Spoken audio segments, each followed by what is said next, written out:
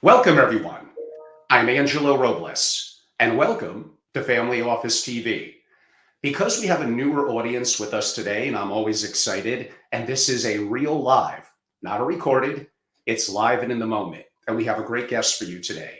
But to give a little bit of context to that, many of the people in the community, meaning the family office and investing world, would know me as being the founder and longtime CEO at Family Office Association. I had an exit over a year ago.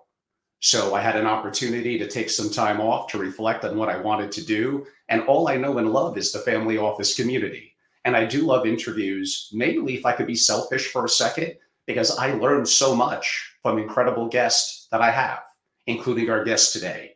And this has been an unusually busy week with Leon Cooperman, with Jolyne today, I actually have a Stanford professor on creativity tomorrow. I have Ram Alalia, a common guest of mine, maybe the most brilliant person on investing on Thursday. And then perhaps the return of my most common high profile guest, who's incredibly intelligent. Many of you are familiar with Adam Robinson, who's been on Tim Ferriss multiple times. And that's going to be a 2.5 hour plus interview. We have a lot to discuss. So this is a busy week. So I do love my Family Office TV. And I'm also the founder of SFO Continuity. That's my private membership club, limited for now to only 30 founding families, and my educational platforms and Family Office Masterclass. Today, you're in for a special treat. We have, look at this title, 1,000 family offices over 4 years. So imagine someone who's incredibly intelligent, highly successful, and she had the opportunity to meet with that many incredible investors, family offices, principals, rising generation family members, and family office executives. The insight that she's going to share well over an hour. We have a lot to discuss, is going to be incredible. But this is a program today that kind of almost really has two titles. It's not just 1,000 families over 4 years. It's also why women will control finance. Dynamics, demographics, a whole bunch of things are changing. And the world is very different now than it was even, right pre-COVID, 10 years ago. For old timers like me that could go back decades, it's an interesting time. And I have a lot of questions. We want you to engage and interact with asking questions as well. There will probably be some things that me and Jolyne, our special guests, may have a disagreement here or there, but that's good. That's what's missing in this country now. Have a strong opinion, but have it weakly held. As new information comes in, or as we talk to people that are intelligent, we may change our opinion, and that's a good thing. Actually, stupid people don't change their opinion. They get anchored. They get confirmation bias. I want to seek out varying opinions, so it helps me foster and make better decisions in what I do. So our special guest today is Jolyne Caruso, most recently vice chair of UBS.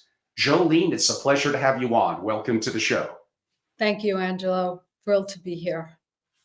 So, I'm looking at your bio now. It'd probably take 2 minutes to do it justice, but to give the audience a little bit of context, Jolyne has remained steadfast in her support of both philanthropic and her own family's investments, and of women and female founders, being one of the first investors in Golden Seeds, an incredible company. I think that probably Jolyne goes back to 2007, 2008. Chair Emeritus of Bernard College Board of Trustees, board member of Columbia's Entrepreneurship, chair of Aligned Impact, and female-founded impact-focused RIA. And it's way more than that. So again, kudos to you and your accomplishments. Welcome to the show. If you don't mind, we're going to get right into it. So I'm ready for you. The first part of the title why don't we get right to it as the biggest takeaway? You've met 1,000 family offices over 4 years, and you may have here's the biggest, here's the second, here's the third. I don't want to box you into only the biggest. So why don't I wind you up on that one and let us know what insights you learned? Yeah, so I want to put this in a little bit of context so that everyone can understand how this woman did 1,000 meetings. I was in an amazing seat at UBS as a vice chair. And when I was hired by Tom Naratil, who ran Global Wealth, he suddenly sent me an email, his assistant one day, saying, you need to track every meeting and call that you take with families. And they gave me this elaborate spreadsheet of, the date, the person, the conversation, the potential. And when I first got it, I was sort of taken aback and said, wow, this is really going to be laborious and challenging. And then I started doing it. And I have to say it was the most amazing thing. And Angelo, I will get to your question, but I always heard and experienced, if you met one family office, you met one family office. And actually, after keeping the spreadsheet and reviewing it and every year looking back on it, I started to see patterns. I started to see things emerge that were very, very similar among families. And so with that lens, I will say that in all these meetings, which were fascinating, I also had an opportunity to do them as a partner to a financial advisor. I could sit there, I could really listen, I could really engage with the family, and I could apply all this knowledge that I had to hopefully make a contribution, a good one, to the conversation. So some of the things that I find were a little surprising to me was just how complicated it is to have a family office and how challenging. You need to be CEO, you need to have expert business management skills, you have to have risk management skills, investment management skills, people management skills, and an ability to lead. So when I think about these, they're truly complex family enterprises and not simple things to. Second thing is, every single family cared about legacy. They cared about their kids. They cared about instilling that pride, that sense of family pride, stewardship, and also many, many, many families, again, logic, but worth mentioning, really worried about, how do I, in this enormous wealth, keep these kids grounded? Every single one. Third thing, really shocking to me, everyone assumes wealthy people know all the other wealthy people. They don't. Families, maybe you're a manufacturing family in the Midwest and you don't know other families. You want to be connected. So I never underestimate putting families together in a room and how important that is. You said something. I also didn't have an appreciation for how illiquid family offices actually are. If you have your entire life in an operating business and you're all in, and then you compound that, the illiquidity of multiple homes, and then you compound that with art and things that are not as liquid. I really had an eye-opening experience understanding the illiquidity of families and why borrowing and lending and establishing relationships with institutions like a JP Morgan, where you could have lines of credit, were so critically important. I would say the final 2 points, increasing complexity of the family office. And we'll talk about this a little bit later. But when you look at family offices now and you're running these organizations, you have to worry about cybersecurity. You have to worry about rising costs. You have to worry about securing talent. There's a war for talent out there. Now, I know a lot of families are migrating toward, a lot of very talented professionals are migrating toward family offices, but you don't only have to get the best person, you actually have to get someone that you trust. So that war for talent's important. And then I would also say costs.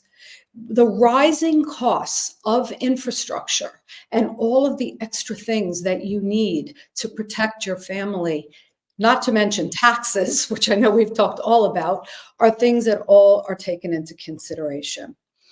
And I would say the final thing that I would say on the positive side, and we're going to talk a lot about this today, I know, Angelo, is how families are professionalizing. I started working with family offices very closely back in 2010 when I ran my own firm, and I could not believe the level of sophistication, professionalization, and we're going to talk about two families who are really, really changing the face, not only of private equity, private credit, but the entire investment landscape. So on the positive side, they are a force, and it was an exciting opportunity to work with families who are at the forefront of driving that change. Jolene's a great storyteller. So, very shortly, you're going to hear two stories of two amazing families that she's allowed in terms of to share information. And you don't often hear that. So, stay tuned. That's upcoming. But she said some things, Jolyne, I think that were great, that I want to follow up on and I want to get your opinion on. You said that every family, and this confirms my experience over near 20 years and 2,000 plus single family offices as well, that legacy is always important. To me, I define that, which is one of my company names, SFO continuity, as continuity in the family. If it's always the most important, how come it may take a generation or two, but how come it tends to fall apart? Meaning they know it's a problem, you think they're addressing it, but over time, decades, likely it still is going to fail. Why? Yeah, I mean, you talked about this and what makes a family office great and what makes them mediocre. And I think this is one of the key elements. And I think it goes back to what I said at the beginning. It's really about leadership skills. It's really about getting the right people surrounding you, whether they're family members, whether there's outside talent. And I think it's also defining the mission statement for the family. You know, I used to hear this at UBS when I first went in, and I was thinking, like, mission, vision, values, those are the things that I did, like, think about when I started my hedge fund, co-founded it, when I started my own firm. These are things that are critically important to families too. And the ones that are great and the ones that get it so right are really focusing on that, not only at the outset, but annually, periodically, reinforcing. And this is why, Angelo, I think the statistic might change that only 10% of family wealth survives to the third generation. I actually think, given all the professionalization, all the attention on this, that statistic actually will improve. And another thing you said that also outlines in my experiences, having relatively recently come back from a long stay in Europe and meeting with iconic dynastic families, is you're correct. A lot of them are more illiquid. And it's not just an LP interest. It usually is from the perspective of how great wealth, how empires are built, usually is a level of ownership and control of often private companies. So their opportunity to utilize banks, to utilize lending, the impact of the economy, inflation, interest rates, all interplay into the value that a family office provides. But would you broadly agree that to build wealth is usually in concentration, in ownership and control? But can I make the point, because I think we all know that already, Yeah. that to continue great wealth, it's not as simple as I'm going to outsource and be incredibly liquid. I still may need to engage my generations in how the world works, getting their hands dirty, understanding how real businesses operate, and the value of investing and owning and often controlling private companies. Yeah, I think that you look back at all the history of families, they all start with business and they all start with building business.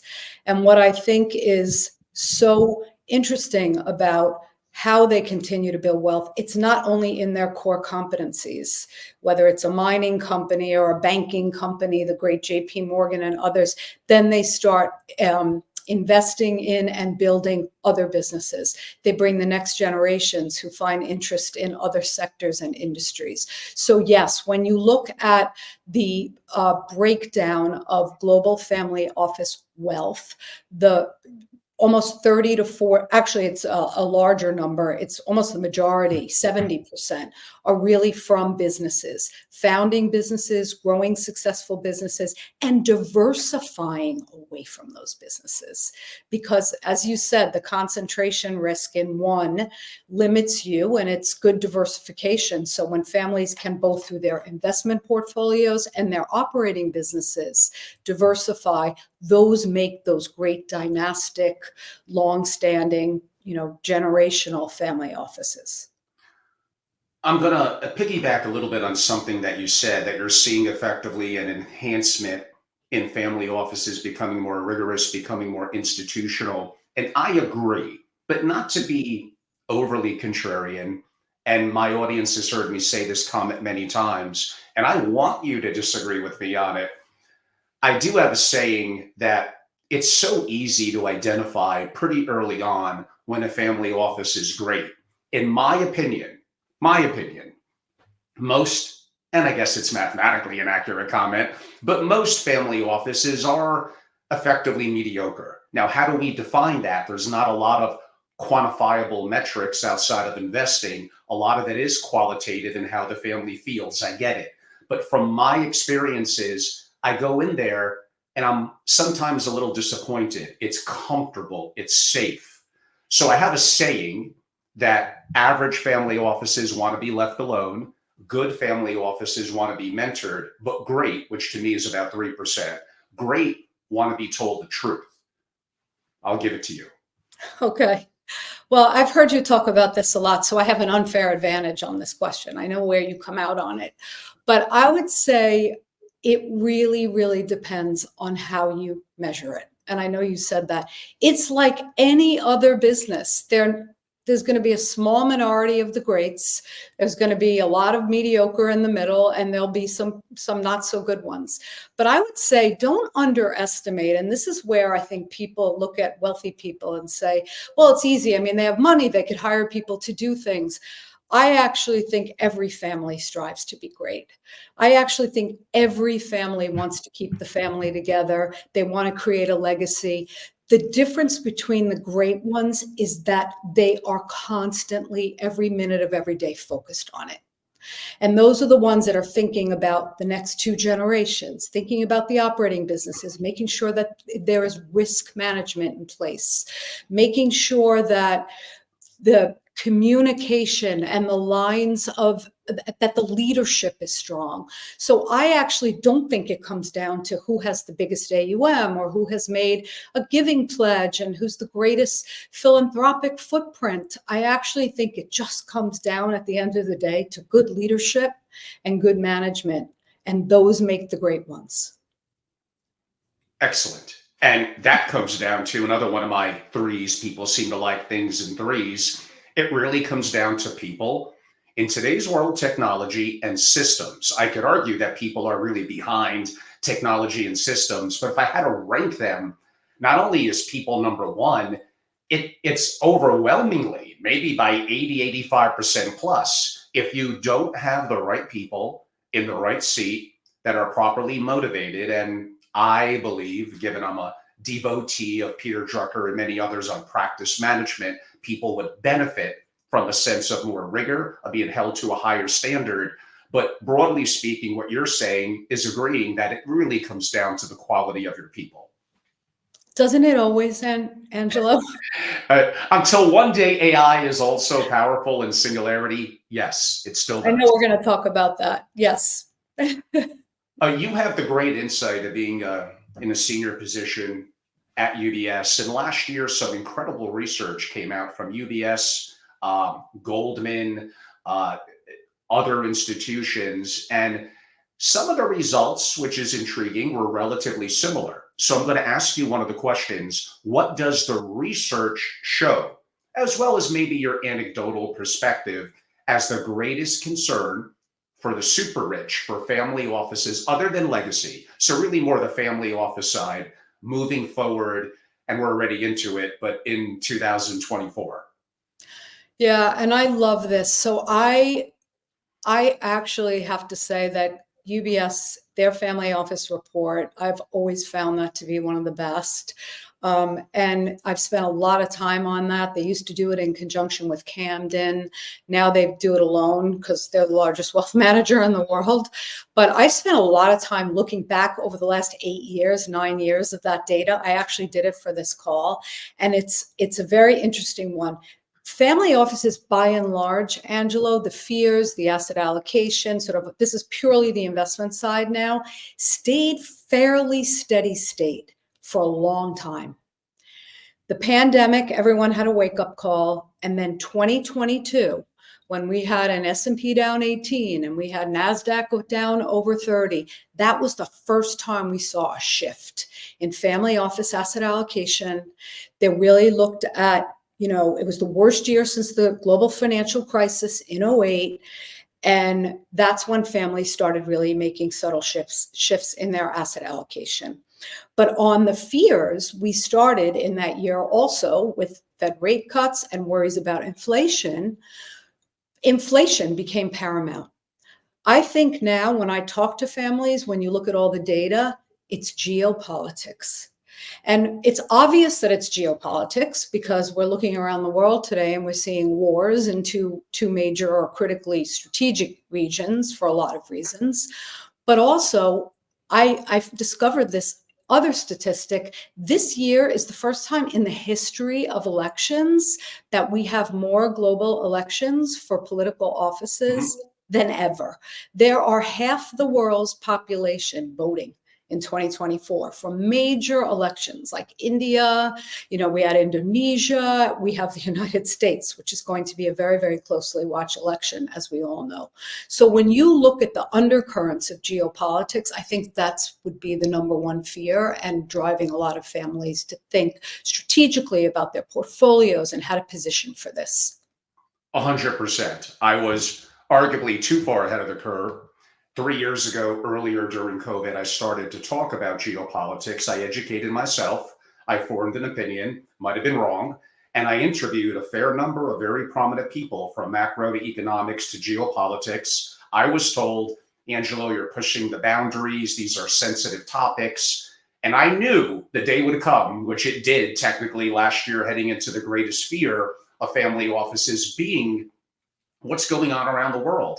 How could that not be a subject that they're going to have concerns about, as they should, which relates a little bit to one of my master classes, Sovereign Risk and Disaster Preparedness for Families. Unfortunately, sadly, there's lots of things that could go wrong.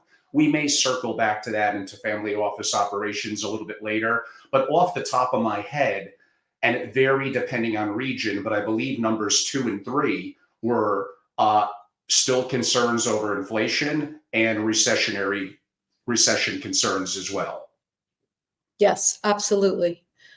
And again, in this shift in asset allocation, this is like where families now are thinking. I mean, we've always had this huge disproportionate overweighting in alternatives, as it should be. It's about 45% in all. It's inclusive of hedge funds, directs, private equity, real estate. And that is something that is always increasing. Although I have some thoughts on that too, if we talk about private equity later in the industry and private. We will. But yes. Yeah, I mean, for the audience, we really have a lot to cover today. We're actually going to get to Joelle's stories of the two families, which are going to be incredible right about now. And then we are going to talk about various things to the economy, to family offices, to operational issues. We're going to throw VC a little bit under the bus, at least I am. We're going to talk a little bit about private equity. And of course, we're going to dig a lot into the issues of women in wealth, women in family offices, and the dynamics of leadership. And that's going to be a interesting discussion. So that's going to weave its way in shortly. But you did hint at earlier a couple of families that you're allowed to share their story. And why don't I have you begin with one of them now? I'd love to listen.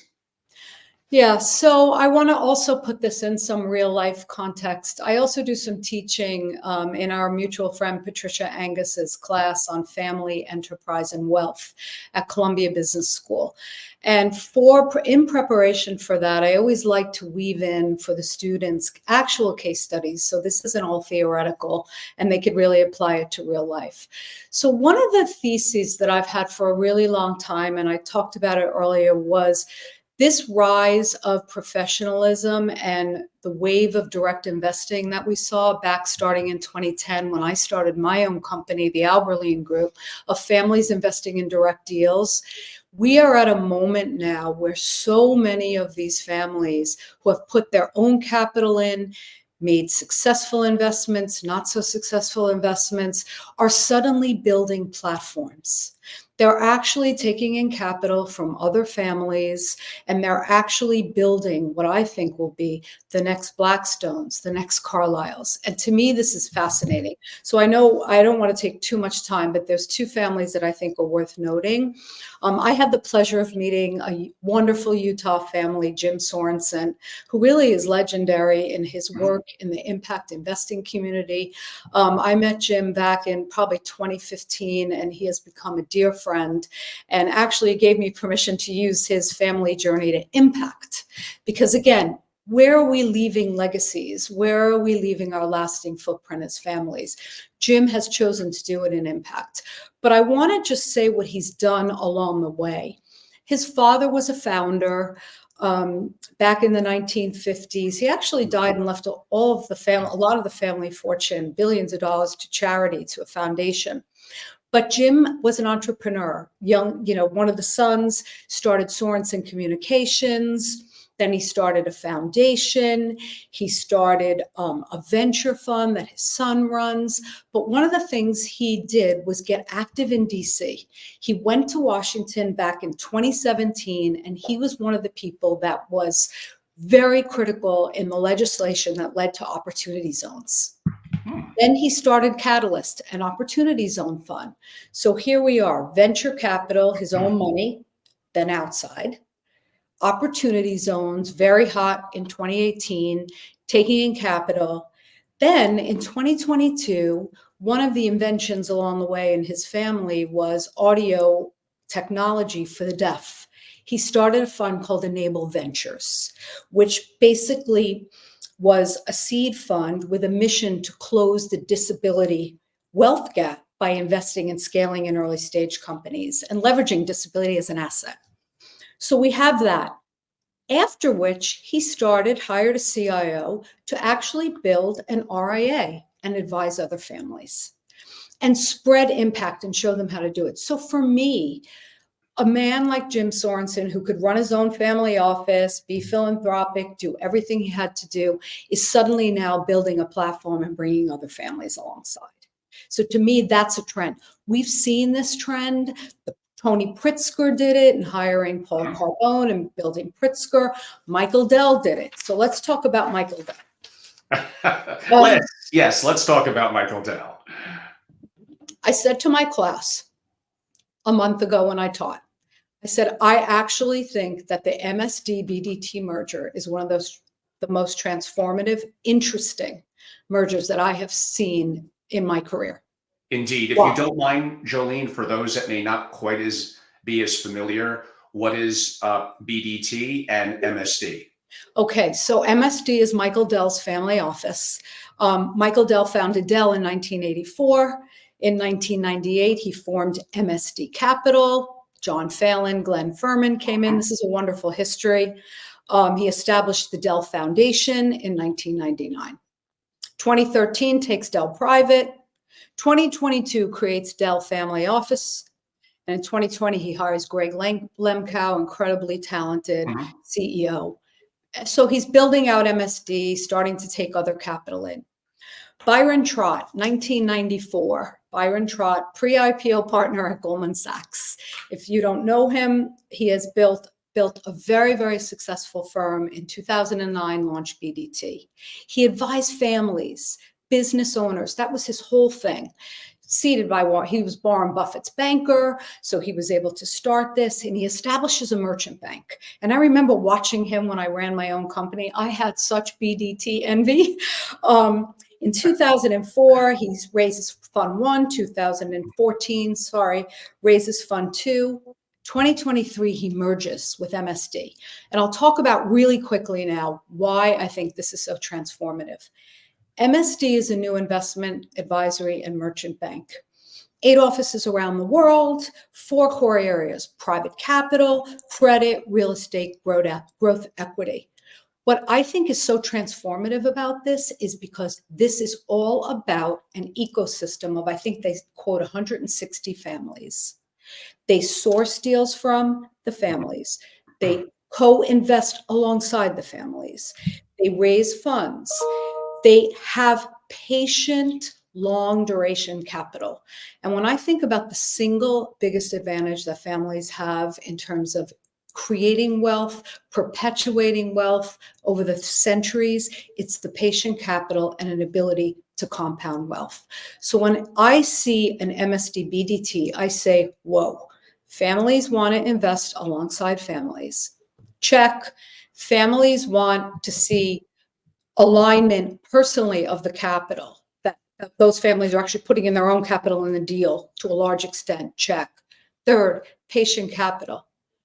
Definitely check. And fourth, talent pool. I want to invest alongside the best and the brightest. This powerful firm can recruit them. So it's not a commercial for them. I actually didn't get their permission because I don't really know everyone there. But I think it's an exciting firm to watch, Byron, because it's all about families investing alongside families. And that's the next generation of private equity, private credit, big funds like the Carlyles and the Blackstones. And we're going to talk a little bit, we'll weave in multiple parts of our discussion, going back to that a little bit later, about the impact and arguably the threat to private equity and the community and the advantages that family offices have. But following up a little bit on that, although I guess I'm giving it away, but what will be the impact, do you think, on family offices with the BDT MSD merger? I don't think this is actually being spoken about as much in the community as it probably deserves, but I'm not surprised. But we're talking about it here. That's what matters. So again, what will be the impact? Yeah, so I've thought a lot about this. And I think that the Blackstones and the Apollos and the Carlyles are not going away. They're amazing, incredible firms, but they have institutionalized dramatically. Now, many of them have gone after more private wealth channels, and they're all actually thinking about that now. This great democratization of private wealth is definitely upon us. But what I actually really think is going to make those firms, they're going to be more the domain of packaged product to wealth management firms and institutions. And I think the firms like the MSDs, BDTs, the Pritzkers, the Declaration Partners, and even like the Solomers, people don't know them. This is the Romney family office. I mean, they're doing this. It's all about families investing in families. I think those are the firms that the family offices are going to gravitate toward for deal flow, for co-invests, for banking. When you want to sell your family office, you'll always use a Goldman, you'll always use a JP Morgan, but these firms are going to really come up, and I'm really excited to see what they're going to be in 10 years. Absolutely. Back a little bit to the research at UBS, I believe, where was great wealth, billionaire wealth created, especially the last 10 years? I would look at finance, healthcare, certainly tech. Importantly, how is it going to look different, do you think? And I know we're projecting here in the future, the crystal ball, so we don't know. But over the next 10 years, is it going to be related to tech, AI? Is it going to be biotech? And the impact, which we're going to get into, of how women as entrepreneurs and are going to change some of the dynamic in multiple industries as well. Yeah, I think when you look at where the majority of wealth, and I've also done a lot of work looking at the global ultra high net worth population, which is obviously rapidly growing and globally. But when you look at it, banking and finance is about 25% of where that global ultra population makes their money, followed by business and consumer services, which is 13%. Technology is actually only 7%, believe it or not. Real estate and healthcare, are following behind. When I think about that shift, I actually think banking and finance will stay, a very, very high percentage. But I do think as AI permeates not only just pure technology, but it crosses into real estate and healthcare and every other industry, that will be a source of tremendous wealth in the coming generations to come. Look at the rate of business startup in that area. It's all there. So as we see exits and as we see, businesses growing, I think a lot of the money will come from that sector. And more related to your experiences with the 1,000 family offices over a relatively short number of years. And that's not even factoring in the other 1,000 plus you've known in your decades of being active in the community. But we've been hearing about the dynamic of wealth is changing, that there's 84 trillion. Each study is going to be different, that talks about the transition of wealth over the next 20 years. It looks like finally, after a lot of talk, that change is upon us. Now, I could get a little deeper into people of great wealth, have greater access to healthcare, what's going to be the impact of AI, meeting with CRISPR, of gene editing, and who knows relative to longevity. So again, there's always going to be a Murphy's Law or something that we don't see, the bus that we don't see that gets us. It's always that way. But let's think linear for a second, which I hate to do, but we have to, and think about when you talk to the rising generations in the family that are now approaching decision-making authority within the family, do you think there's real change coming that, again, perhaps a lot of people, our current advisors, current family offices, banks, are going to be a little bit startled and surprised by? Yes, there's a lot in that question. So I'm going to tackle it from the perspective of how the industry, I think, and I think this is a real challenge right now for the wealth management industry, who are really thinking about how to grow. But the single biggest event that is a catalyst for all of this change is the great generational wealth transfer. And when you look at that, Angelo, and you see $86 trillion, although a chunk of it, 12 million or so, will go towards foundations and charities, but the rest of it being passed down by baby boomers, who now control half of the world's wealth. When you think about the power of that shift over the coming decades, and you think about who it's going to, and this gets to our whole other side, it's women and millennials. And when I teach this at Columbia and I talk about it, I get really fired up. And women right now control $10 trillion of wealth. They're going to control upwards of 30 over the next 10 years, $30 trillion. This is going to have profound changes, not only for the wealth management industry, but I think for the world. I don't want to overplay this, but I will. And like, just look back on 2023. I mean, they've dubbed 2023 the year of the woman. Why? I mean, Taylor Swift single-handedly added $6 billion to the economy. My fellow classmate at Barnard, Greta Gerwig, Barbie, $1.4 billion. Beyonce lit up every town she moved in, played in. It was the Beyonce bump. And we're going to get to Caitlin Clark, I hope. But anyway. Oh, we are getting to that, trust me. And a little bit of Taylor Swift, too. All of it. I love her. I think as we see this incredible shift, what is it going to mean? And this is where I want to get. What does it really mean about this next generation? Women control and start more businesses right now. Today, women control 39% of all the businesses in the United States. Believe it or not, 14 million. And they employ 12.2 million people, and they generate $2.7 trillion. But if women could get access to their own capital to start these businesses, or at least get funded at the same proportion as men, do you know that would add an incremental 7.9 trillion? So think about when this money starts flowing, Angelo, and women have it in power and they're not dependent on a male-dominated venture capital industry to secure funding for their own businesses. What does that mean? Philanthropy. We know women are highly, highly philanthropic, but I know as a board chair at Barnard trying to get money from women whose husbands went to Columbia too, the money went there. It didn't go to Barnard. So what happens when women are controlling philanthropy, women investing in women? I'm going to take it another step further. Women's health. There is a minimal proportion of spending on research dollars in women's health. It's like less than 10%, and a fraction of it is going towards critical issues like menopause. What happens when women have money to go into research funding? How does that change the landscape?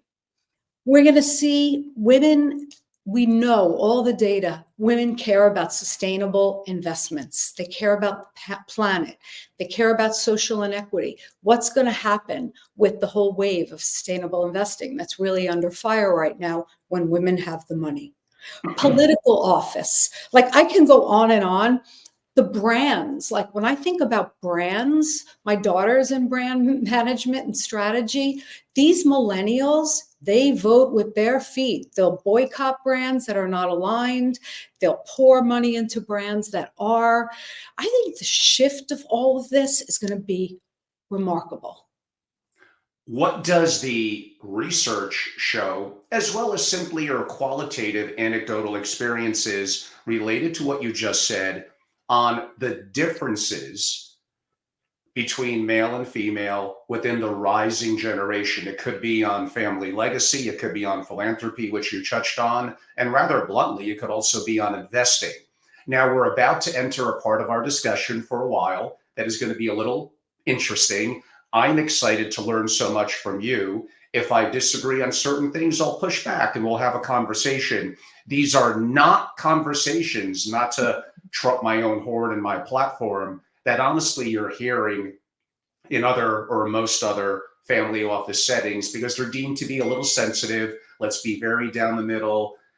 But no, let's talk about it. So there is such a thing as evolutionary biology and psychology. There are quote unquote differences. And I'm assuming you have picked up in your research, as well as your own, again, anecdotal, of there are differences in the rising generation of wealth, male and female, and how they make decisions and what's important to them and move forward on. Or no, do you find it to be perfectly exactly down the middle for both? Okay, so we talked about this before too, the nature versus nurture thing. I think that there's reams of reports written on how women lead differently, how women invest differently and the things they care about, how women just manage their own money differently.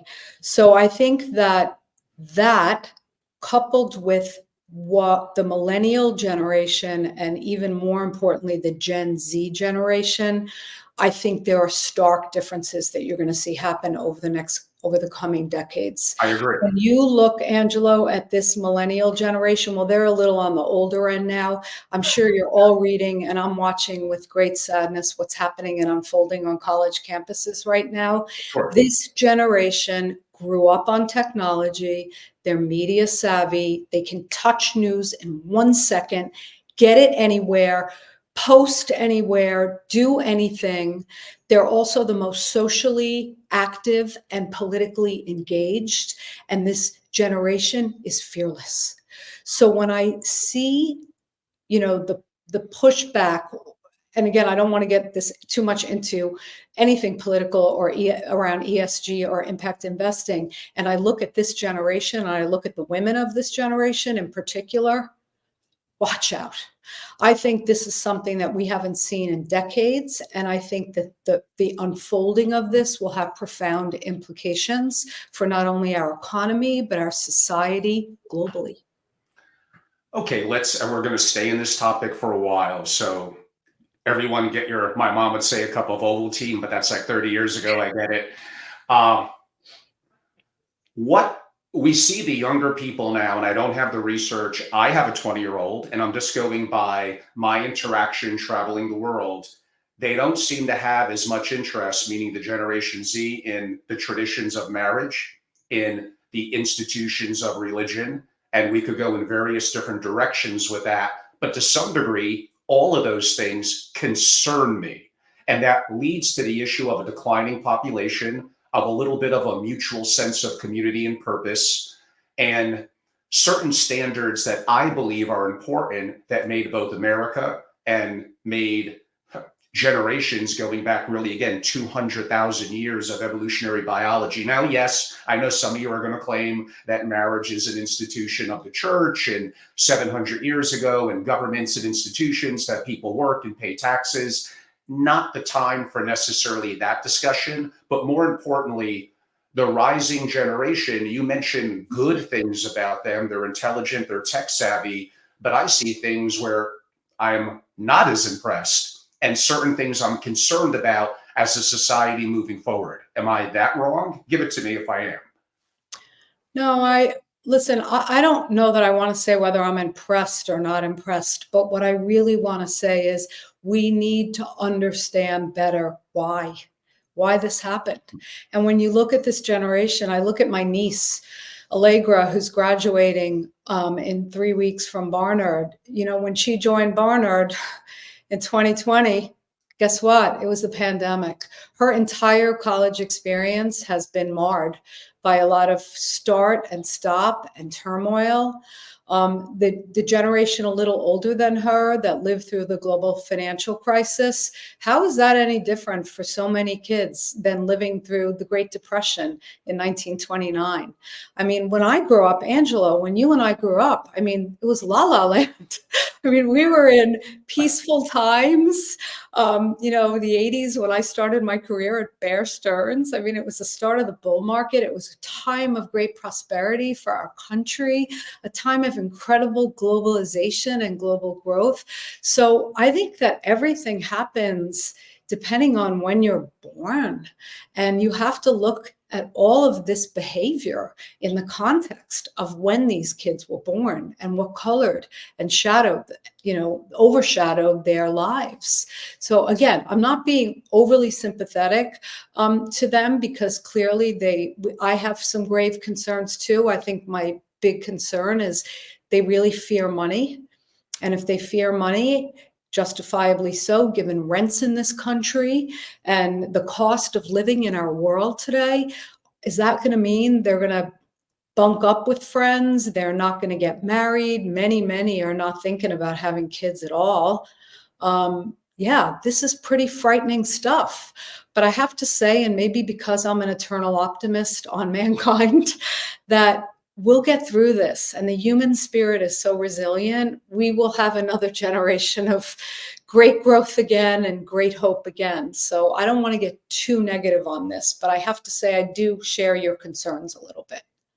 It's, I mean, those are, again, it's someone's own decision, what they want to do with their life. They should have the freedom to be able to do that. And whether marriage or kids, completely their choice. But if a large number of people are skewing away from marriage, away from having children, going back to what you said earlier, legacy, there is no legacy if it follows that pattern generation after generation, decade after decade.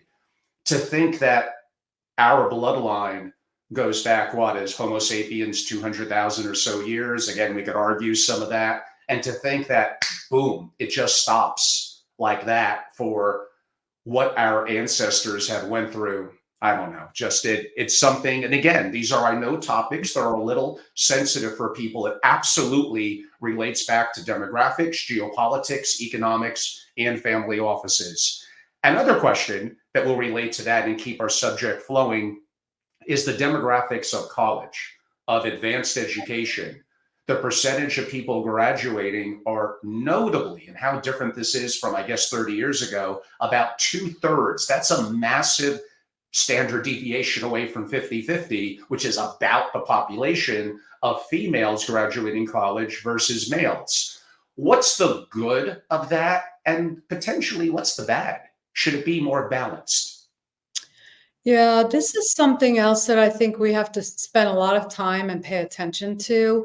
While I'm super excited about women and the rise of women and all the possibilities in the future as women amass greater wealth, I actually worry about the men. I think this is a really challenging time right now, Yes. especially for young white males. And because you're seeing a real decline in the numbers at both educational institutions, and in a lot of other statistics, suicide rates among young white men. Violent crime, suicide rates, Yeah. the number of men that are under 30 that have never had a relationship, never engaged with, whether it's a same-sex partner, I don't care. Just the opportunity, men are struggling now.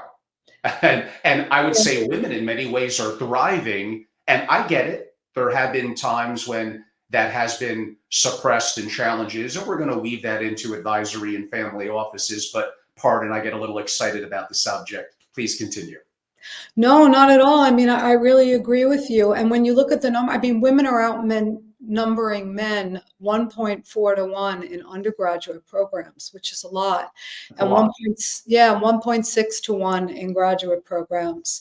So I think the shift that I actually think is a silver lining, I always want to try to be as positive as I can, is that more women, and this goes to your original question about the change afoot and what the implications are actually entering STEM majors: science, Mhm. technology, engineering, and math. I remember I was petrified of math. I was actually not a good math student. Truth be told, I failed geometry and had to go to summer school. I mean, of course, we all did. But At I least am in, we're honest about it. but I will say that women now, are really overcoming all of these traditional stereotypes against them and entering all these fields of science. And neuroscience is one of the most popular majors now on college campuses, and a lot of it will be women. So this is, one of, I think, again, the silver linings of women getting educated, the silver linings of how that education has led to shifts in careers that, for the future. Yes, although impacting that future is going to be AI. We don't exactly know, of course, how that's going to play out. I hear statistics that it'll be 800x more powerful, but what does that mean in 2 years? It will never be weaker than it is this very second that we're talking. And I guess all that is true, but nonetheless, what is that? And these are some of the concerns. I know I have a son who's again young that they have about their future. What major? What's the future going to look like? What's going to be a sustainable industry? These are all things that are of grave concern, and I believe to some degree, honestly, should be. And if more and more people start to take a given major, we don't know the impact that AI is going to have on it. And that's going to come down also to supply and demand. The less plumbers, the less this, the less that, then the more in demand that's going to go up. If everyone wanted to be an attorney, if everyone wants to be an accountant, that gets watered down. And by the way, no question, those two industries that I noted will absolutely be impacted by AI. So currently, I believe the numbers, I might be wrong, in the family office world are 73% of people in a family office are male, but the population is about 52% female, 48% male. Men don't live quite as long, enter more dangerous occupations where they could die, and are more active, unfortunately, in things going on in military and war. So that's why it's not closer to 50-50. Yet that is heavily skewed. I have to admit it. The family office world is massively skewed to males, and that's not even breaking down C-level positions, CIO. It's obvious that's changing. Is it happening quick enough? And what is going to be the impact? Yeah, so I think we could talk about this shift from definitely the family office world, but I think we'll get to it on the wealth management advisor side, the advisors to wealthy families. But That's I my think next question. Sorry. Okay. So specifically on the family office side, yes, we are largely people who are running family offices, whether they are family members themselves or outside family, recruited to work for the family office, are disproportionately male. I mean, Angela, I just say I have hope that that's changing. I actually anecdotally will say I know a lot of women now who have most recently gotten recruited to work as CEOs and CIOs in family offices. And again, as women get more confident with money, as women get educated, as women, take leadership roles in their families and digging deeper on the investment side, as women start more funds. I mean, look at the trend of women starting either venture capital funds or hedge funds or wealth management firms. I think that this will absolutely change. And the recruiters are gearing up for it, who recruit for the family office world, and they're trying to line up pipelines of talent because it's just going to have to happen. Yes, for all the reasons that you noted, and some of the reasons that we noted earlier relative to differences in investing and decision making between male and female. And that relates a little bit to my next question and a bit of a sensitive subject. And again, it goes back to biology and evolutionary psychology and biology. Men have 17 times the level of testosterone of an average female. That is a lot.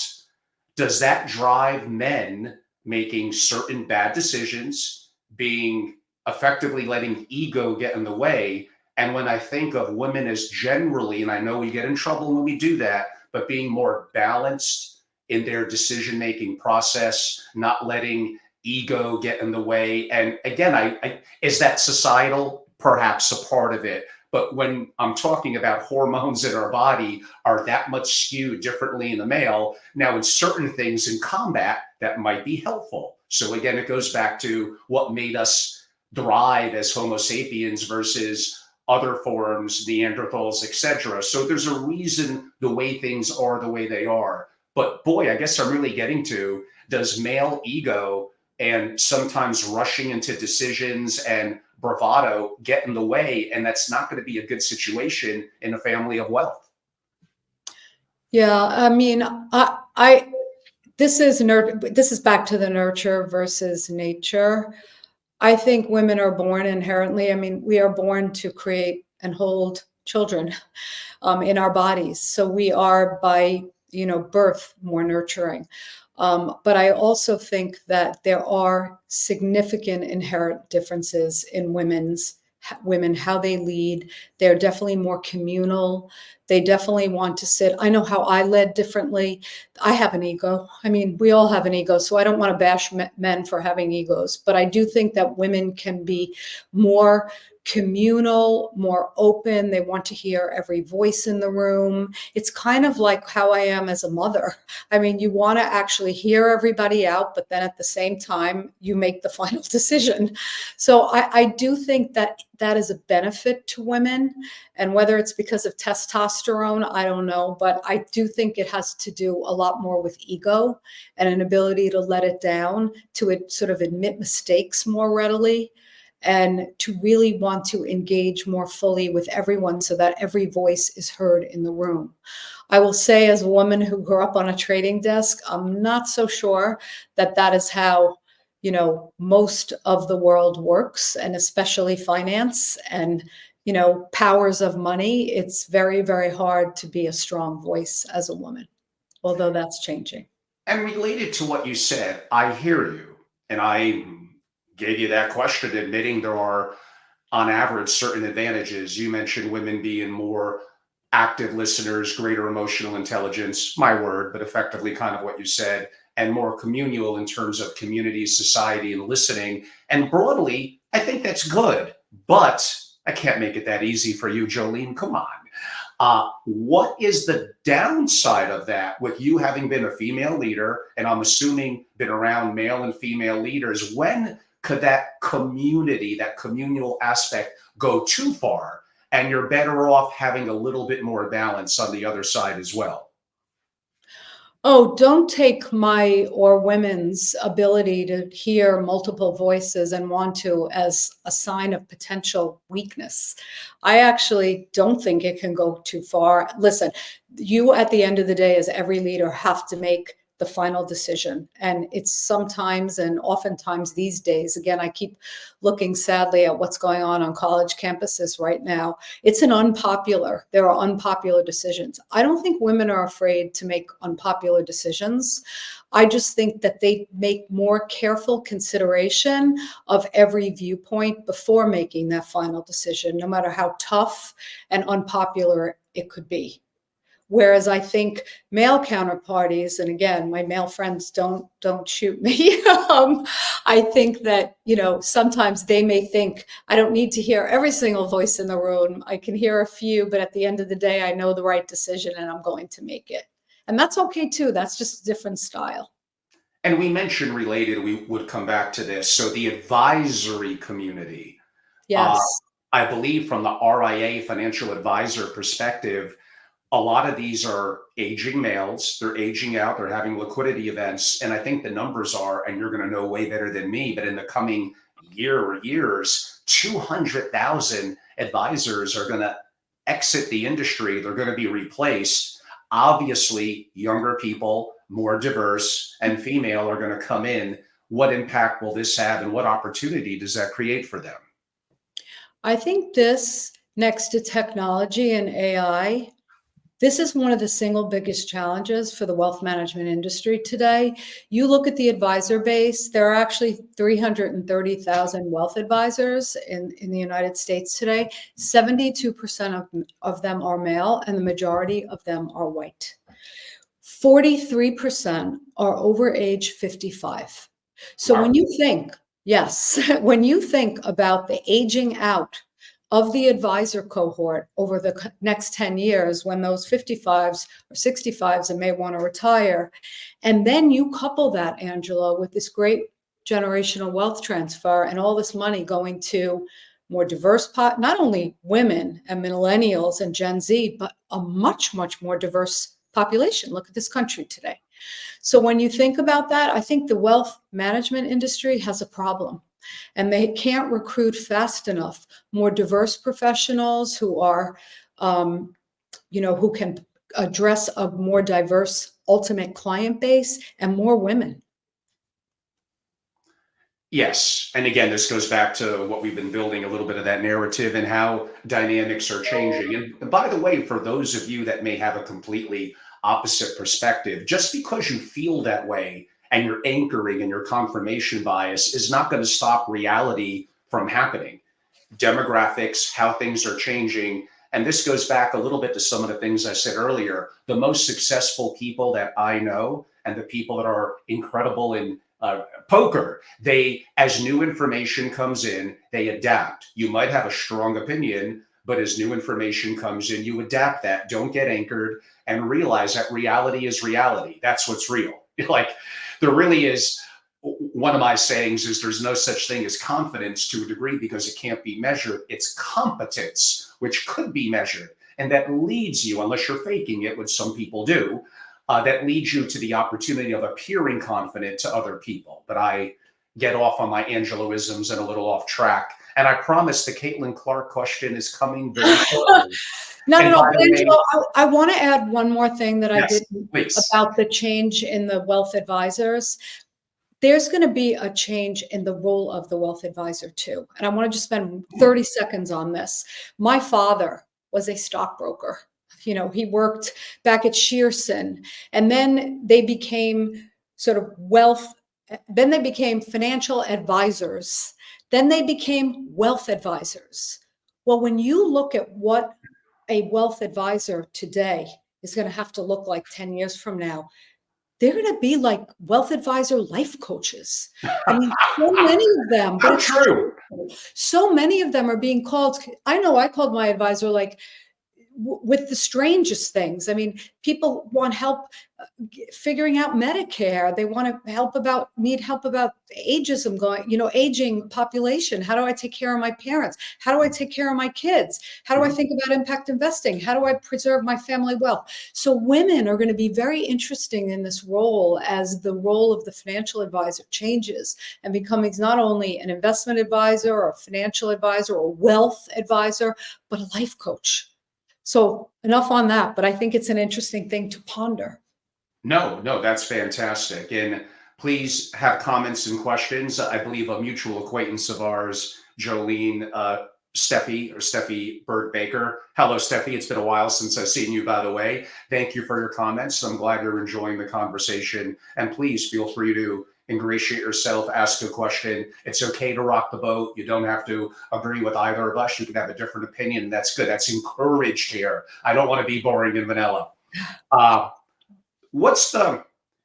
And again, this goes back again to your experiences at UBS, your research, as well as your anecdotal experience, the real story behind impact investing. And I know it sounds unrelated, but how the rising generation, I'll tie it in, how they feel about the value of their values in impact investing and effectively equality within the family and within the companies and people they're investing in, whether it's a public or private company. Are these issues important to them in your experience? Yes, we could spend a lot of time on the evolution of impact investing and how it right now is really coming under a bit of fire. But I want to offer a different perspective that I think could be very refreshing and different, other than the statistics that everyone knows. I'm sorry, no matter the backlash, people still care about this. I talked about it all the time in the meetings, how to align my values as a family, how to align our mission as a family, how to think about our philanthropy and how to extend it over into our active investment portfolios. So I don't think impact investing is going away. I actually think, given, again, the generational wealth transfer and all this money going to women and millennials who we know because of the data are more interested in sustainable and impact investing, it's going to continue to grow. So I think that, despite the politicization of the impact investing community and ESG, it's going to grow. But I want to offer one quick story that I think is going to happen more and more with families. So UBS wrote this groundbreaking report called The Continuum, and it's something that I think will give thought and pause to many, many families, including the next generation, and a way to include them. That report outlined how families are really thinking about aligning their philanthropy, the issue areas they care about in their philanthropy, to the corpus of the foundation in the way they, do their MRIs and PRIs, all the way over to their active investment portfolios. The weaving of this, the continuum of this, I think is going to become an emerging theme. And to me, many people say, how do you engage the next generation? Well, put them on the family's foundation board and get them involved that way. This is going to be an amazing way to do it, to really sit down in the family office meetings and think about how to create this continuum, how to create this alignment. And a lot of it is about impact investing. What I love about impact investing for families is impact investing gives you an ability to intentionally invest in a company, a fund, a public vehicle with a specific outcome. You can actually look at the 17 strategic development goals outlined by the UN. You could sit down with your kids, you could look at all of them, you could figure out the ones that are the most important to you, and then you can actually invest in an impact fund, better housing, or all the water, all the funds that are out there, the growing impact ETF market, and you could also do private direct deals. So to me, this industry is going to continue to grow. It's going to continue to attract assets. And it is a wonderful way for families to create uniform engagement around the family office. Excellent. And Steffi, I did prompt her. She did ask actually two excellent questions that we're going to get to in a second, because my question right before it's going to kind of make sense and lead into it. And it gets into what could be related a sensitive subject. Your opinion, I'll keep it very simple for now. Your opinion of DEI. Okay. I actually think DEI is critically important to address social and economic inequity, sort of full stop. I do think that the recent pushback was a very clear result of the 2023 Supreme Court decision removing affirmative action from college admissions. And I think that landmark case, which, by the way, we in the college community saw coming, and it doesn't matter whether we agree or disagree with it, but what it did was cause a lot of confusion in corporate America, who now there's rumblings that hiring practices will also be, affirmative action, and the lack of will be extended to that. So corporations are understandably pulling back now. We're starting to see the annual reports come in for 2023. And there was a big article, I think, in the Journal the other day about Kohl's, and suddenly everybody's backpedaling on DE&I. I actually was so happy, and I applaud Jamie Dimon, who actually reiterated it in his letter, his year-end letter. I think it is critical, and I don't think it's going away. It may morph, but I think as legislative or legal ramifications are clearer, forget about the political backlash, that firms will return to it. We have to. I'm listening to your perspective. I have a lot to learn and I want to be open minded. I'm probably going to have a different perspective than you. And relating a little bit to one of Steffi's questions, a reminder I am half Latino Puerto Rican. And yes, I've had things that have been held against me and things that I think have held me back. I have a saying, I'm going to have to clean it up for the audience here, but you could kind of read what I would normally say. Weak people think the world is against them. Strong people don't give a hoot. How about that word?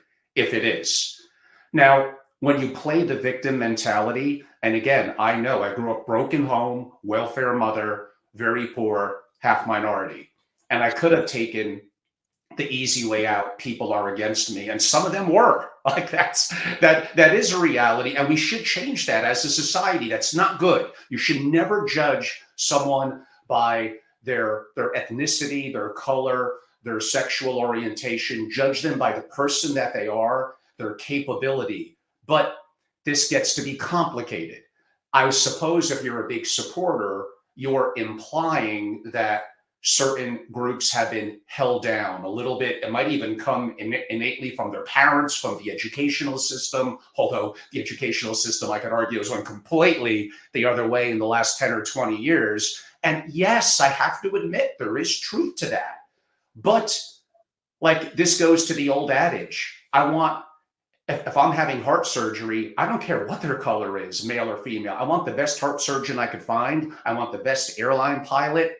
Now, again, I know you're going to say others may not be given that same opportunity to become that. And this gets to be a complicated discussion. Why don't I get your feedback? Yeah, I mean, these are deep-rooted, complex issues that not only are relevant in our country, but around the world. And I would say that I don't want to come off as saying, um, everything has to be affirmative action and whatever. I'm not saying that at all. I think what I'm saying is it's all about opportunity and trying to give equal opportunity. We're not even at equal opportunity, although I will say that this country, I'm proud of the strides that this country has made that I think we don't fully get recognition for, but in increasing diversity in so many levels of our society. But I do think that we need to give greater opportunity, educational opportunity, basic housing, basic food opportunity to more people than we are giving today. Now, will D&I solve that? No, but I think D&I will go a long way towards supporting it and helping it. In my travels around the world, I know a lot of us knock a lot of the problems that we have here in the US, and we got problems. There's no doubt about that. There's some aspects I came back from traveling through Europe where the, there are the things that we complain about here are often worse in other countries. In Europe, it's a little nuanced depending on where you're going. I think they went overboard way the other way in challenges they're going through. But you go to other parts of the world, they are blatantly racist and all sorts of problems that I know we think of America as being, oh, it's so negative and this or that. I often, and I'm not going to name specific countries, sorry, everyone, but I find it worse elsewhere. But here's my question, uh, Jolyne, how about, and we both know people that fit this profile, and they call me and they tell me, how about the 50-plus-year-old white male? This is a problem for them now uh, in jobs. Now, if they're a rainmaker that produces money, that's the ultimate. I tell the young people, be really good in marketing and sales. If you drive revenue, no matter who you are, you're always going to have a job. But a lot of people in the white collar community in the world of finance, they're not necessarily a rainmaker. They're intellectual with experience. And now with AI, now with young people, now with issues on DEI, do you feel any empathy for the over 50-year-old white male in the world of finance? Yeah, I mean, I think we have to look at the bookends here. I think we have to know what's happening with young men, and I also think we have to study what's happening with the over 50 male in the population, especially in light of what's to come with this generational wealth transfer. So I actually would agree with you on that. But I don't think we have enough data yet. But I do think that this will be something that will be very, very closely watched. But I also think AI will have ramifications not only for white males and white younger males either. I think it's going to be one that will hit all of us.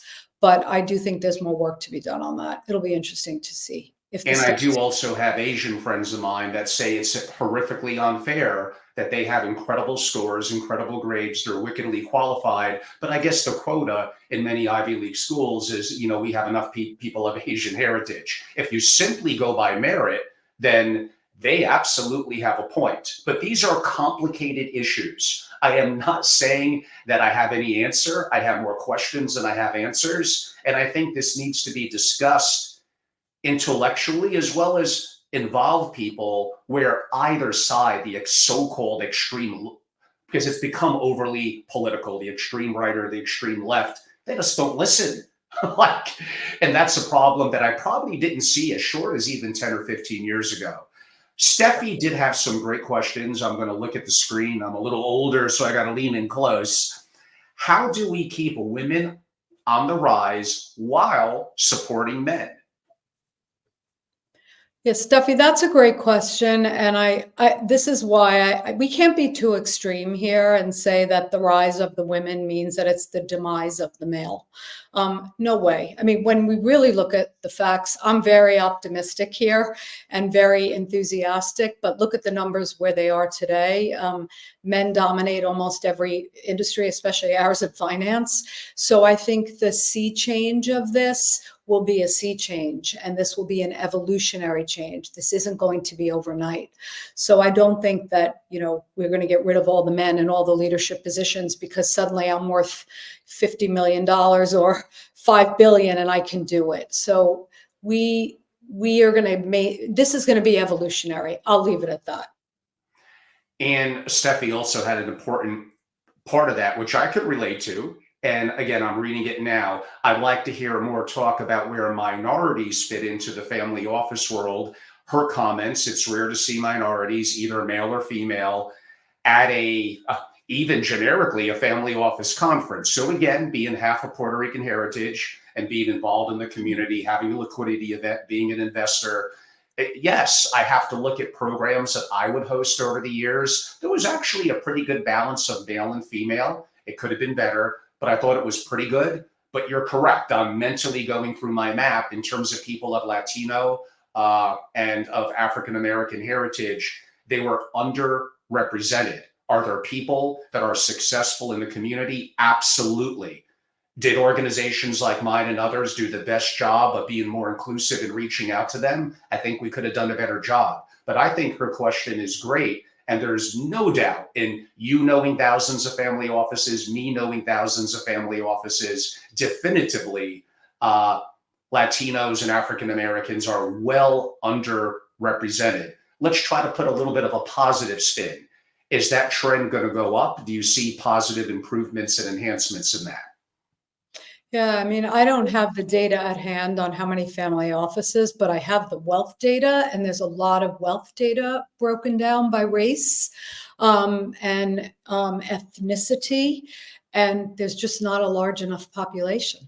So if you don't have the wealth in the hands of the minority population, they're not going to have family offices. But I do think that that's going to change. And as we look at, again, this generational wealth transfer and how the population in our global world, especially in the United, let's just focus on the United States, is becoming more and more highly diverse. And these young people go to college and have access to college more. This will change, Steffi, and I certainly hope and pray that it does. Yes, and there are absolutely qualified African Americans and Latinos that are highly talented, very capable. And is there a level of some discrimination against them being someone who could relate to some of the cultural heritage? Yes, I am not denying that. There absolutely is, and it's horrific. And we need to work on that better as a community. Okay, the question everyone wants, and it sounds a little tongue-in-cheek, but it actually is kind of serious. We're going to talk a little bit about it. What will be the impact? Note how I'm asking that question. What will be the impact of Caitlin Clark?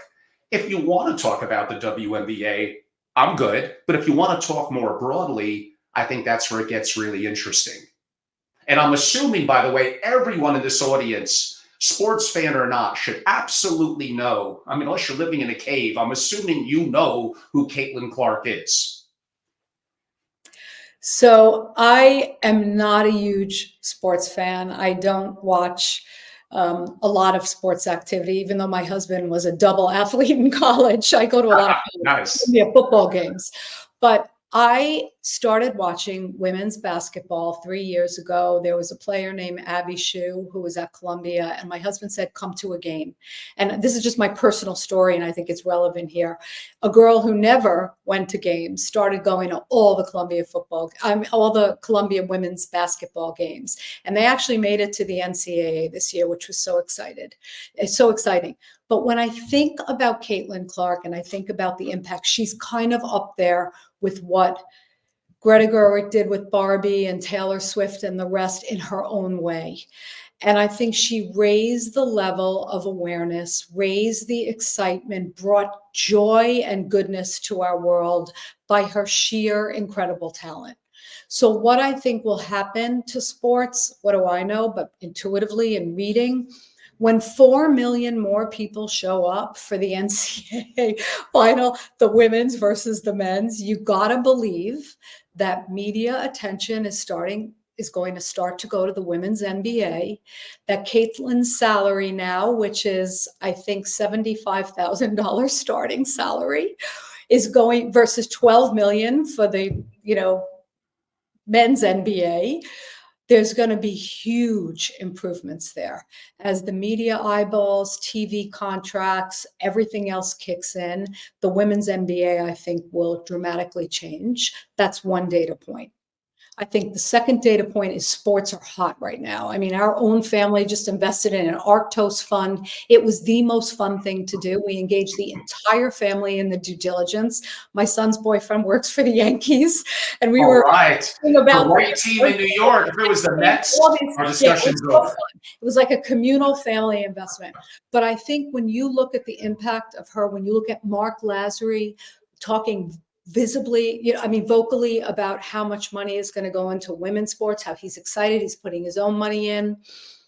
I think this is going to be a moment for women's sports. I think it'll lead importantly to narrowing pay disparity, to getting more visibility and eyeballs watched. And I think it's going to be really good for our country and really fun. Because that's I'm a huge, I know that we can end on. No, that was great. Because I'm a huge sports fan and I think I have some context, I should probably keep my mouth shut. But of course, hopefully that's what makes me lovable to some and maybe hated by others. I'm very familiar with sports. I'm very familiar. The WNBA started in 1997, and there was some incredibly talented athletes that were a part of it then, and it's grown. Have I been someone who sits down and watches games and followed it even moderately closely? No. Did I follow women's college basketball really much over the last 30, 40 years as I've been watching sports? No. But here's the phenomenon that changed about 2 or 3 months ago. I don't know what it is. There's something about Caitlin Clark and her version of how she plays, loyalty to her team, her teammates, her state where I believe she's from. There was just something. If you say it's part media creation, you might be right, but it got my attention. And I know I can name more female college basketball players now than I could name male. And if you would have asked me that even the beginning of this year, I would have laughed at you.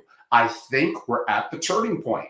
I think this is an incredible opportunity. I don't like some of the hate she's getting from women who are in the WNBA. We could talk a little bit about some of those issues, but not today. We'll save the women on women issues for perhaps a little bit of a different time. But I'm really enthused. And it's not just Caitlin Clark. It's others that were drafted that I watched during the tournament.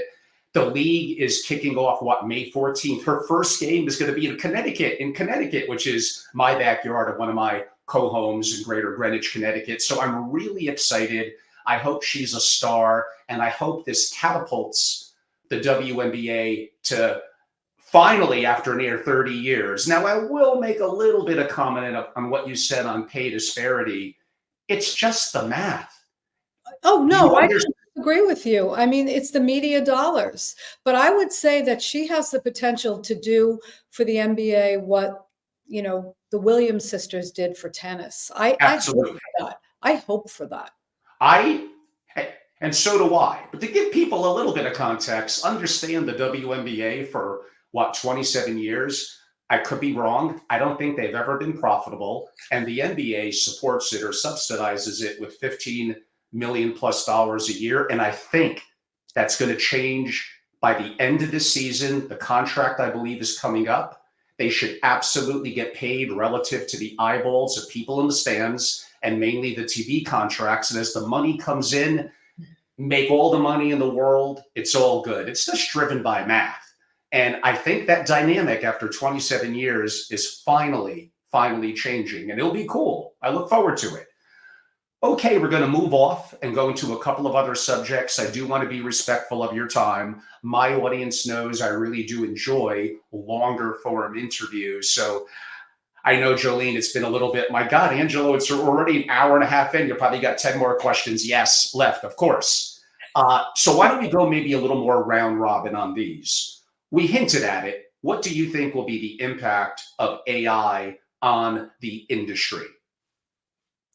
Profound.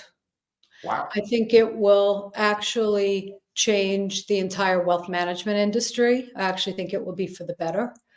They'll be able to tailor products to a more increasingly complex client base and really make things very personalized and, again, customized for that client. It'll be easier to do. I think in the impact investing world, it will have profoundly positive impacts because we can actually measure some of these outcomes and outputs and outcomes more effectively, which has been a big negative rap, a negative rap on the whole ESG impact investing community. I think it will change our entire socioeconomic, picture in our world. I also think that it will need guardrails, and I think everyone's watching, and we're trying to feel our way in a relatively new space and figure out how to mitigate any of the downside associated with it, which there's a lot. Yes, and related to both women in wealth, to AI, to other things we've spoken about, my next question, what does the future of the family office look like to you? We talked about this a little. I actually don't think the future of the family office in terms of their mission and what family offices are here for and what they're established for changes much at all. It's basically, a structure where family wealth and family members can come together to build legacy and to create and perpetuate and, preserve wealth. I think the complexion of the family office of the future is going to look a lot different. I think who's running it will look different. I think who owns family offices will look different as, again, the generational wealth transfer is underway. So I think there'll still be vibrant vehicles, structures, enterprises, but who's running them and how the money is managed and how it's managed will be different. 100%. And I tell executives that may be a little bit more older and stodgy this all the time. What do you think is going to happen when the principal or principals kind of move on, either they age, disability, or inevitably death, and the rising generation? What has been your communication with them? Oh, well, that's not my job. Well, you make it your job with the family principals because if nothing else, it's job security for you. That to serve the family, you do need to engage more with the rising generations. How actively do you listen to them? And when they talk about things, whether you personally agree with it or not, on impact investing, on diversity, on this or that, are you looking at it like, oh, I can't wait for this conversation to be over? Or are you actively listening and learning? And unfortunately, this goes back to where we had a little bit of a disagreement. I think most family offices, I'm being nice, like, and me and Ron Diamond spoke about this a couple of weeks ago in an interview. When I say most are average, they could be so much better with the current people that they have. And there's practice management and strategies to make that happen, but that'll be the subject of other interviews, masterclasses, and work that I do. Uh, Jolyne, given your background deeply in investing, and given that one of my bases is Greenwich, Connecticut, I can't let a conversation go without talking about, and I interviewed Leon Cooperman earlier this week, the hedge fund legend that converted to his own family office. Hedge funds used to be 10% of allocations for many family offices. I believe per current research, including by UBS, but maybe it's others, it's way down to 4%. I did mention that to Leon, and he said artificially suppressed interest rates made shorting and more tactical strategies harder for hedge fund managers. But now we appear to be entering a world where there could be more potential for alpha. And again, he gave his reasons as to why that could go up. I'm not so sure. Well, I cannot wait, by the way, to watch your interview with Leon, because he always has such pearls of wisdom, and I'm looking forward to watching that. But I looked at the stats again. I went back to the UBS report. It actually hit a low, the hedge fund asset allocation the family office asset allocation to hedge funds. It hit a low of 3% in 2019. It actually is slowly creeping up. It's actually 7 right now. 7. Oh, wow. Okay. It's making You know why? Well, you know why? Greenwich is coming back. No, because over the last 2 years, we started seeing an increasing use of hedge funds as diversifiers, and people started going into multi-strats, global macro, and real alpha generating equity long short managers. But to your original question of why the decline, I think we just saw over the previous decade, when you're paying 2 and 20, these are largely tax inefficient vehicles. And when you look at the alternatives out there, people weren't getting value for their money versus the fees that they were paying and the tax inefficiency inherent in many, many hedge fund strategies. So that was the reason for the decline. But we are seeing an uptick in hedge funds right now. And again, the money is going to the true, either hedge funds who can actually achieve diversification in a portfolio, and those who can actually generate alpha. Of course. IPOs have also dwindled, probably not coming back in full force anytime soon, AKA less new public companies, at least in the US, coming on the market. What impact will this have on effectively the private equity industry and maybe family offices in general? I'm actually going to give you a different twist on this, because there's a lot of data about the private equity industry right now, the challenges in a rising rate environment, the challenges to fundraising last year, acquisition costs being higher, and all the things we all know. Let me talk about something we don't know that I think will have profound implications, or that we're starting to really see. And that is the role of family offices in private equity secondaries. This, to me, Angelo, is something that we really want to watch. One of the last meetings I attended at UBS was with a sovereign wealth fund who asked to meet with a number of the top advisors, the family office consultants that I oversaw. And the meeting was centered around what happens at the end of life of private equity funds when these last assets are remaining.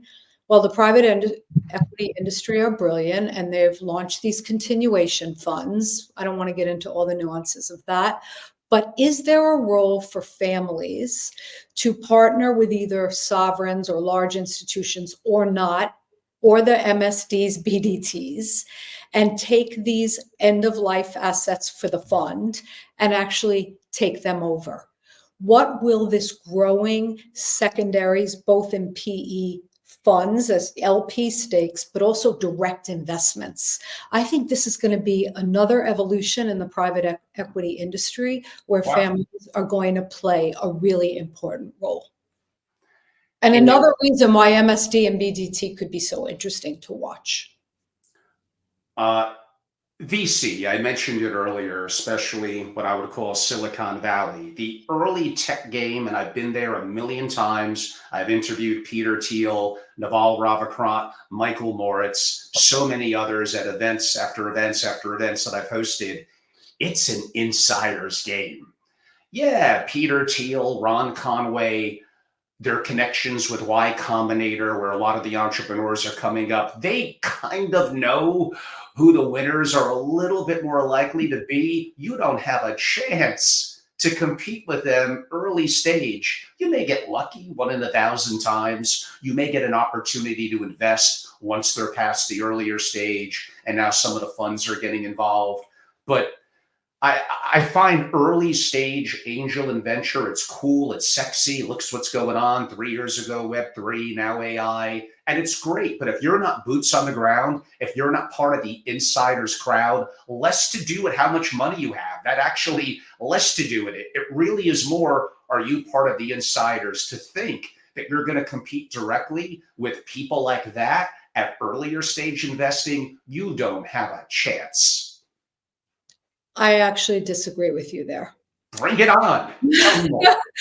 I would have said that if we had this discussion back in 2010 or even maybe 2014, 10 years ago.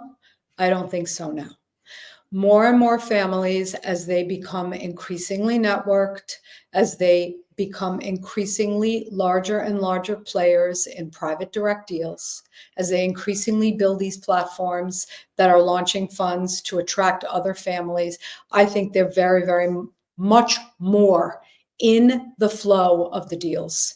And every early stage VC, and again, early stage VCs are numerous and they've been very challenged, but they're all trying to get to family office capital. So I would say that that dynamic that you talked about was very relevant, is less relevant, and will become less relevant in the future. Families will be on the inside track.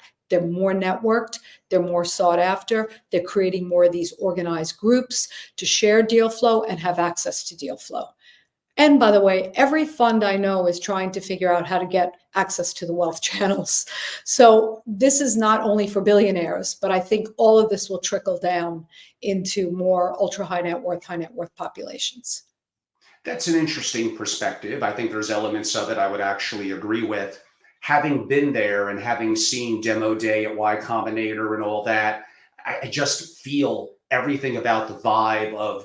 Now, Chamath Palihapitiya has basically mentioned that early stage VC is kind of what he called, his words, kind of an embedded Ponzi scheme, that you drive money in, get eyeballs, try to get revenue, and just keep then more money coming in, then more money coming in. They almost, I would say, at the earliest stages are almost creating the winners, a little bit like, I won't get into how the art market for certain young artists, potentially what makes them take off, how it really works in the real world. But we could agree to partially disagree.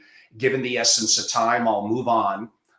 What is your take? It's generally been a successful asset class and one of interest to families, effectively a private credit. I like the private credit industry, and I know there's a lot of talk about, the dangers of it, especially since most of private credit is lending money to companies that are not getting funding from the banks, middle market companies, Yes. lower middle market companies, more risky credits.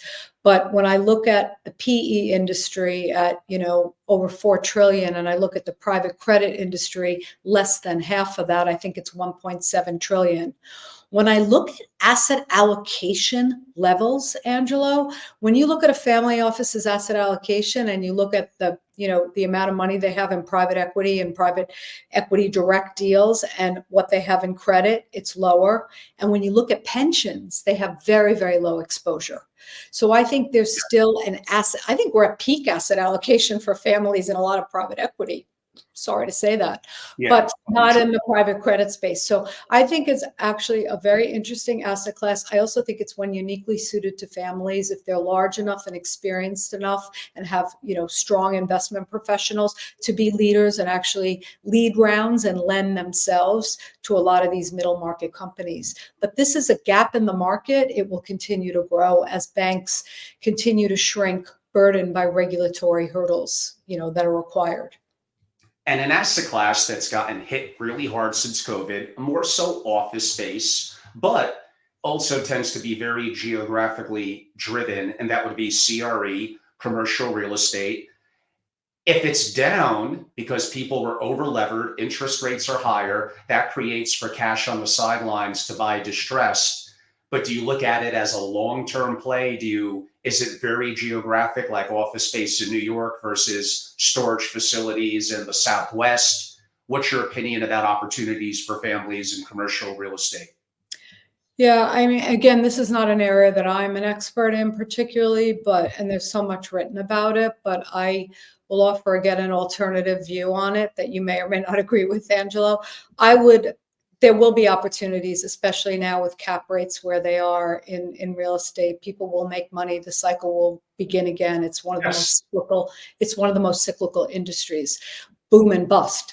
But I wish, and my hope is that we could look at all of these vacant commercial properties and we could really try to think about how to address housing and housing inequity and the cost of housing for our young people today, and think about how to deploy some of that empty capacity to good.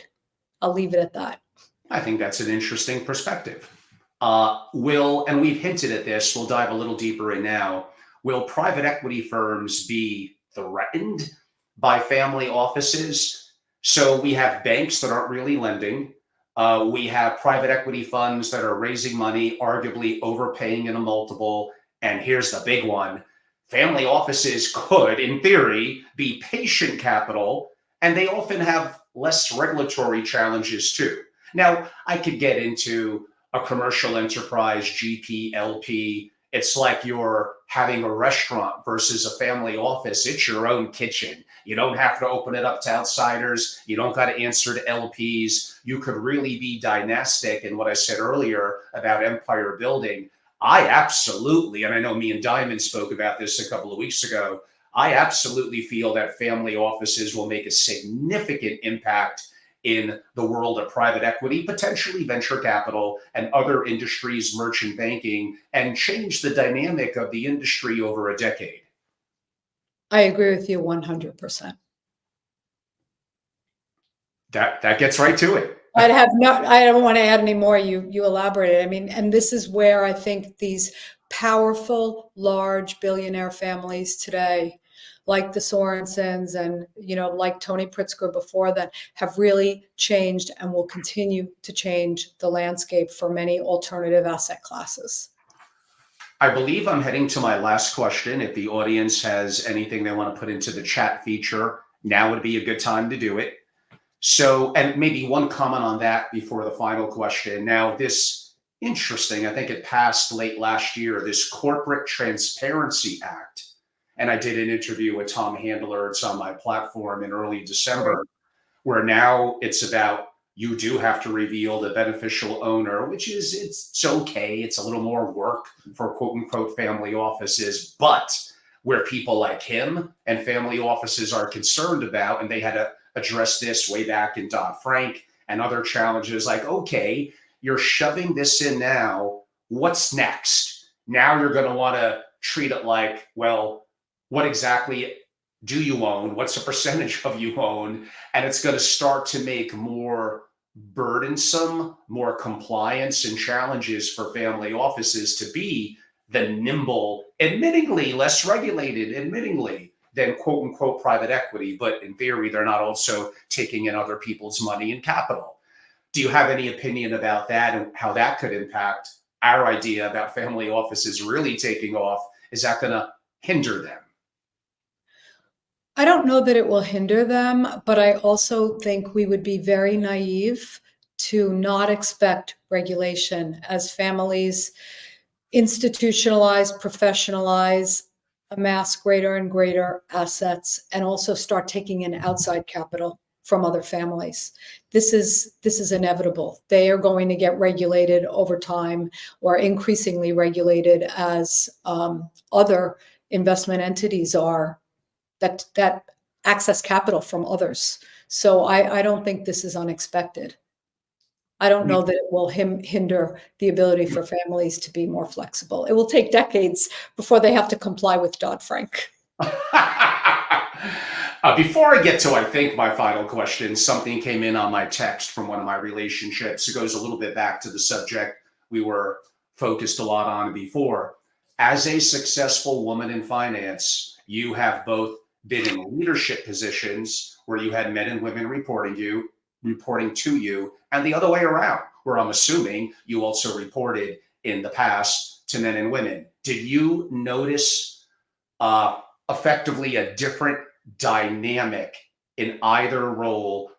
And I think what he's mainly hinting at, did you find in a senior position, were men a little bit more difficult when they were reporting to you? It was something they were not as used to or comfortable with. And did you have to adapt in your communication to their sensitive egos? Well, this is interesting. On the boss side, I have to say it is remarkable, but I have never reported to a woman in all my decades on Wall Street. So I cannot firsthand say what it would be like. I've reported to the most incredible, by and large, I wouldn't say 100%, but I was fortunate to have really incredible bosses who were mentors. So men and male bosses had a lot to do with my successful career. I witnessed, however, some differences, not a lot. And again, it's because the way I choose to lead. When I went to JP Morgan, I was in my early 30s. I was running the equities business, sales, trading, and research for the Americas at the age of 35. I had a lot of men, managing director men reporting to me. And yes, you have to tread a little bit differently because you don't want to ever feel that you're emasculating anyone or, treating men differently or women differently or being tougher on them. And I think that my leadership style and my management style has always been highly collaborative and very creating a meritocracy. So for me, I didn't really have any issue with it at all. And I think successful women shouldn't. Will single family offices, and this is maybe counterintuitive to how they're gaining in popularity around the world, but will single family offices in time, reasonable time, the coming years, actually start to dwindle in number? At minimum, not go up so much as they have in the last 5 years. I don't think they will. However, I think they will morph. And you also talked, I think, a little bit, I want to talk about MFOs. It doesn't always make sense. You and Ron Diamond talked about this at certain levels of assets for a family to really start a family office. It's really, really expensive. It could be up to 60 basis points of your total AUM a year just to run that family office. So do I think they'll dwindle in number? No, because that's saying that wealth generation and exits and wealth creation will decline. But will there be the number of single family offices? I actually think that one might be worth watching because families may find it more economic, more collaborative, more access to deal flow if they are more in an MFO structure. Excellent. And I will have a parting comment that will talk about some initiatives and things that I'm doing, but being such an incredible guest and so gracious, and I've learned so much from having Jolyne Caruso on. And this was a really timely and very interesting discussion. It was probably one of our longer interviews from a digital perspective, but I usually have that effect with my 2-hour interviews. And again, I hope many of you found it dynamic, insightful, a little different than some of the things that you may be hearing in the community. And Jolyne was such an incredible guest. I learned so much. I have a lot of notes. I'm going to go back and watch it and learn from it so much myself. But Jolyne, before I segue to my close, other than that, I'd love to give the floor to you to talk about any or all of the topics we discussed today without interruption from Angelo, and have you have an opportunity to have your last word. Thank you. Angelo, I want to thank you so much for inviting me today. It was a little intimidating to do this live, but it's been such a pleasure. And even though I think it's almost 2 hours now, good Lord, it was just an absolute pleasure. So thank you again. I just want to say that we live right now in extraordinary times. It is a time of incredible uncertainty, global turmoil, college campuses. I'll keep talking about that because honestly, it's haunting me every day and heartbreaking to me as I watch this all unfold. But I want to also say that this, I think, is one of the most exciting times. And again, it's the human spirit is resilient. It's exciting times for our industry, this generational wealth transfer, what the future of wealth will look like. Will the tide turn for women finally? And we'll see women and all the things that women will do. So despite all the gloom and doom out there, I'm actually really, really confident for our future and for our ability to get through this incredible time. So thanks for allowing me to share all of my knowledge and data on this and to contribute to a very thoughtful conversation. And someone did mention, they did remind me, and they're up now on I got to make them more visible on my YouTubes, and I do have two platforms, but I have interviewed some amazing people, and some of them, of course, are women in the last couple of months. Please go back. You may have to go to my live section in YouTube. Obviously, Jolyne today, and I think you all would benefit from listening to it again. Forget me, her. Uh, Also watch and listen to, I think Jolyne might have saw it, my interview with Donatella Ciccarelli. Donatella is Italian, of course, half of my heritage, so I like that. Led a $10 billion plus single family office. And when I think of CIOs who I've met, and I have met her when I was in Austria, and that I've also interviewed, I don't know if I could really think of one that is better than her. She's really good. And this is someone who understands the economy, macro, the global picture, the US, the dollar, has invested in over 100 different LP interests at one time and managed that like that. It was not even an issue. She said she could have done, I think, 200 of them. Also, Rebecca Patterson, who also Jolyne knows. I did that one back in October. She's fantastic. There are incredible people, both men and women, that are out there. And I have been so fortunate to have the opportunity to learn from them and ask some of my quirky questions and a little bit of my informal, a little rough around the edges style. But I guess at this stage, I'm not going to change. Jolyne, for those that have an interest in either following you or wanting to know what you're up to, is there ways, either social media, email, or website, that they can learn more and follow and interact with you? Yeah, I'm actually in the process. I'm working with some amazing emerging managers right now, and I'm in the process of setting up a website. But I think the best place for people to reach me would be on LinkedIn. You can just direct message me on LinkedIn. I really am very, very responsive and answer. So I look forward to it. Great. And for those of you that may not be familiar, Jolyne spells her name Jolyne, Caruso, Caruso.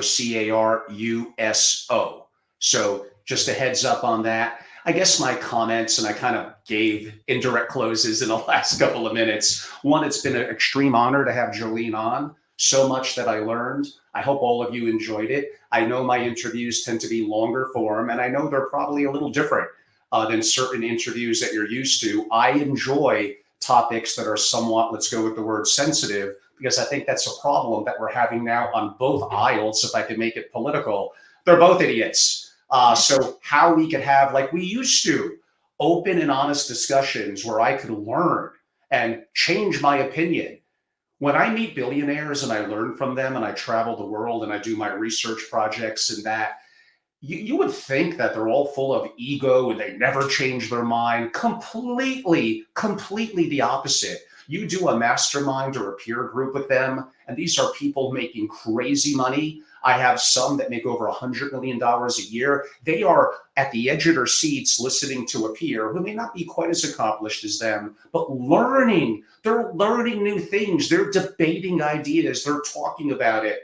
And I think this is a big mistake that a lot of us go through now. We get too anchored, too confirmation biased, all things that I said earlier. If you don't follow me at what I call Family Office TV, I have two YouTube platforms. One is Family Office TV. One, my old one, which is much bigger, is at Family Office. Why I have two, I don't know. I sometimes make unusual decisions, but it is what it is. They're free. Follow them. We're going to be more active adapting our homepage on both of them, so you don't have to go into the live button and see what I did whatever weeks or years before.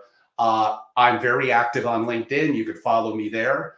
And I wanted to just give about a minute because a lot of you still don't know. Like Angelo, we know you left or sold Family Office Association. Besides your wonderful interviews, thanks to my guest, what am I up to now?